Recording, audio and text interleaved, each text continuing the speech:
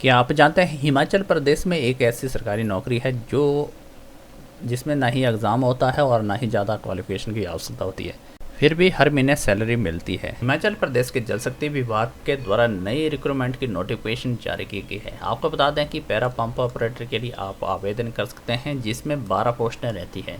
12 पोस्टों में जनरल की 7 पोस्टें हैं, एससी के लिए 2, ओबीसी के लिए 2 और 1 ईडब्ल्यूएस के लिए रहती है।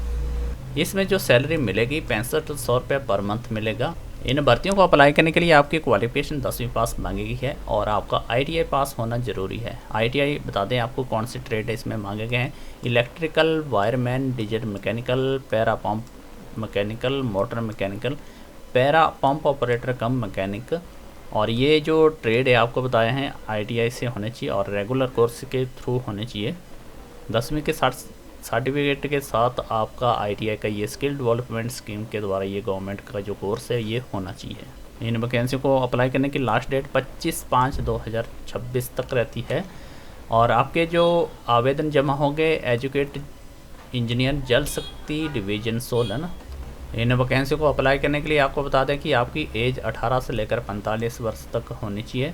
और सिलेक्शन का प्रोसेस आपको बता दें कि कहाँ पे आपकी जो पोस्टिंग होगी, सोलन डिवीज़न के अंतर्गत ये पोस्टर रहती है और आपकी जो सिलेक्शन होगी चैल, कंडाघाट,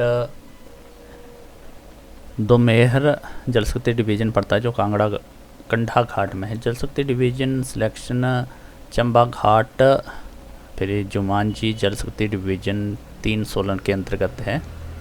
इन वैकेंसियों को अप्लाई करने के लिए आप बताते हैं कि एप्लीकेशन फॉर्म के साथ कौन कौन से डॉक्यूमेंट रहेंगे। पहला तो आपका हिमाचली बोनाफाइड, दूसरा मैट्रिक सर्टिफिकेट, आईटीआई का स्किल का सर्टिफिकेट, एज प्रूफ का सर्टिफिकेट, बीपीएल है तो बीपीएल का सर्टिफिकेट, एक्सपीरियंस है तो एक्सपीरियंस का, और कैटेगरी से बिलोंग करते हैं एससी, एसटी, ओबीसी का, इसका सर्टिफिकेट आपको अटैच करना होगा।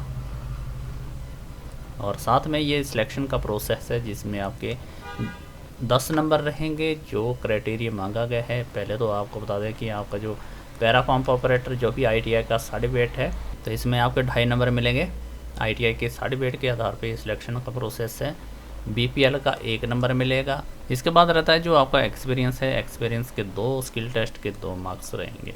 स्किल टेस्ट में जो आपका रहता है कि क्या क्या आपको करना होगा, एक तो आपका मेजर रिपेयर का पंप की बेसिक नॉलेज होना चाहिए, दूसरा आपका पंप की इंस्टॉलेशन और साइट पे कनेक्ट करने का, मोटर बेस का अलाइनमेंट का, इस तरह का नॉलेज होना चाहिए, टूल एंड डाइट का। और आपको जो सैलरी दे दी है 6500 रुपये पर रहेगी। वर्किंग डे 6 आवर का रहेगा पर डे का। अगली जो नोटिफिकेशन रहती है जल शक्ति डिवीज़न के द्वारा, आपको बता दें कि ये जो जल शक्ति डिवीज़न रामपुर के अंतर्गत ये वैकेंसियाँ भरी जा रही है। अप्लाई करने की लास्ट डेट 15/5/2026 शाम 5 बजे तक रहती है। तो इसमें पैरा पंप ऑपरेटर और पैरा फिटर की वैकेंसियाँ निकाली गई है। पैरा पंप ऑपरेटर की 8 वैकेंसियाँ रहती है जिसमें जनरल की 6, एससी की 1, ओबीसी की 1 और पैरा फिटर की 3 वैकेंसियाँ जिसमें अन्य रिजर्व जनरल की 2 है, एससी की 1 पोस्ट है। 18 से लेकर 45 वर्ष इसमें एज दी गई है और 6600 रुपया जो सैलरी होगी पैरा पंप ऑपरेटर की, 6600 पैरा फिटर की सैलरी रहेगी। अगर आप पैरा पंप ऑपरेटर की वैकेंसी को अप्लाई करना चाहते हैं तो आपकी जो क्वालिफिकेशन है मैट्रिक पास होना चाहिए, जिसमें साथ में आपका आईटीआई का सर्टिफिकेट होना चाहिए। Electrical, wireman, diesel mechanical, para mechanical, motor mechanical, motor vehicle cum mechanic, और जो पैरा फिटर की वैकेंसी है जिसमें आईटीआई पास होनी चाहिए फिटर में, प्लम्बर में।